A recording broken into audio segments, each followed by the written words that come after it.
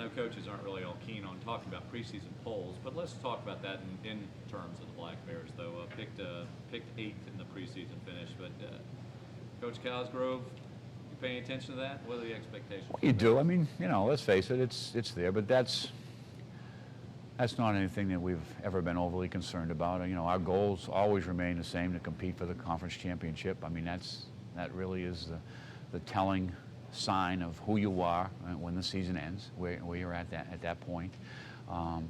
It's a great conference, and there's a lot of teams that probably are getting not the recognition they should. That's just the way it is.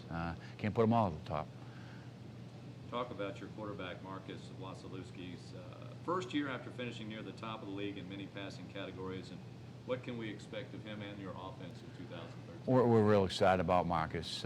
He went into last year's game, our opener against Boston College, as really untested, great unknown.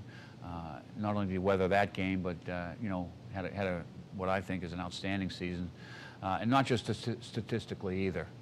He's a young man who gained the experience and learned how to manage the game, make decisions on the field, handle the communication from the sidelines in the press box, and conduct a 2-minute drill or a 4-minute drill or whatever needed to be done. And he did it with poise and that experience that comes with playing the game. And I think what we saw from him when that was all said and done was really in the off-season program, where now he carried himself entirely different than he had the previous offseason. He's a guy who's been through the battle of the CAA and also the non-league games that we played last year.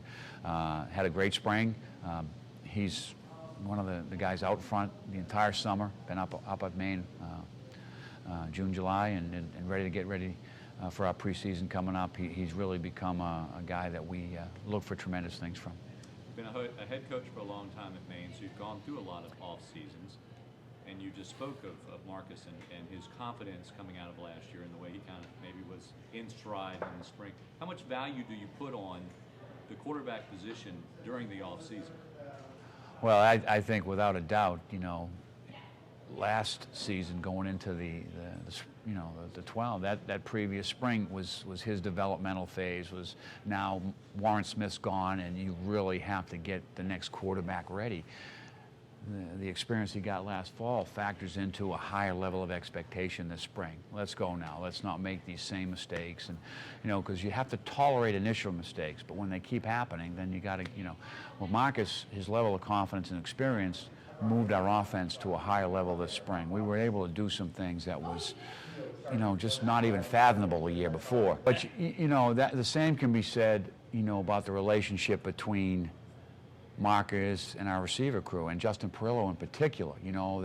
They grew last year. They hadn't really worked in game situations in the past, and you saw a better connection there this spring, and you see them around each other more this summer, working on that receiver quarterback chemistry that you got to have.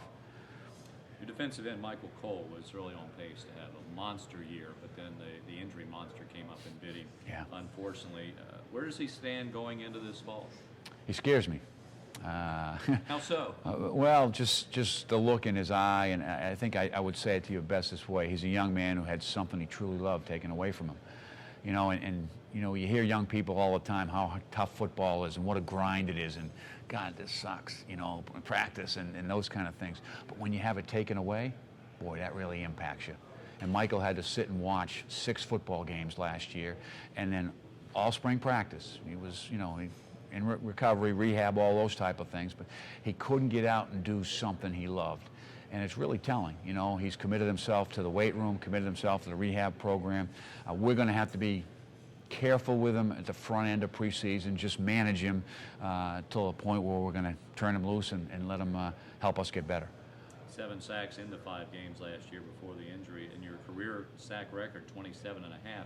He's got 21, so he certainly has the opportunity, but that just kind of comes with his play, I would suspect. It does. I mean, I've always felt in watching Michael that he's as tenacious a young man as I've been around. The thing that has really shown the last 2 years is he finally grew physically to that spot where it just wasn't his tenacity, it was his physical size and strength now helping him become that sack guy, that speed rush guy, or that bull rush guy that can really create fits for an offensive tackle. And you know, that Delaware game where he really was, you know, a huge presence. I mean, let's face it, you don't see very many performances like that. Unfortunately, it was his last performance of the year. As a unit, Maine's defense returns 8 starters. What should we see from them here in 13? Well, you know, we talked about Mike, and I think helping, if there was a positive to Mike, you know, we developed a couple of other young players. You know, Mike Kozlakowski and Trevor Bates came to mind right away as younger players who now took on that role. Both are going to be a big part of our defense this year. We're going to move Trevor into the middle, replacing Dante Dennis. We're very excited about that. That's a move that took place as soon as the season ended. We feel like he's a great fit there, and excited to see him grow there. The most comforting part of our defense is our secondary. We returned both starters, Kendall James and Axel Afori, from last year's corner positions. And last year's challenge, replacing McMillan and Costin, who were on to the NFL, was done with Clay and Almatine. And both of those guys had great years last year, and now they're back. So we really have a very solid situation in the secondary, as solid as I've ever had or witnessed during my time at Maine. And you know, it speaks to a pretty good opportunity for our defense to be one of the better, you know, in the conference.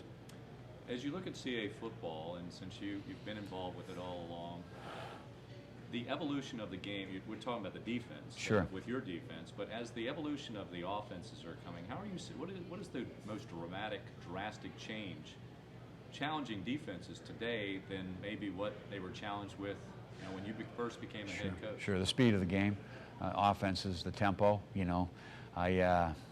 So many teams are trying to fast-pace the thing, you know. I guess the brand being put out by Oregon. But it's the speed of the game. You know, it's really that type of thing that you've got to be ready for each and every week. Occasionally, that tempo slows down. You know, teams go fast to slow, so you got to watch for that. There are huddle, no huddle things. It's a real challenge to get the personnel matchups. You know, that's really something that you've got to be locked in on real good from the press box and the sideline. And you got to have personnel groups on defense just like you got them on offense, because you don't want to have you know, a little wide receiver matched up on a running back running a vertical route. You just can't have that. So it's real challenging.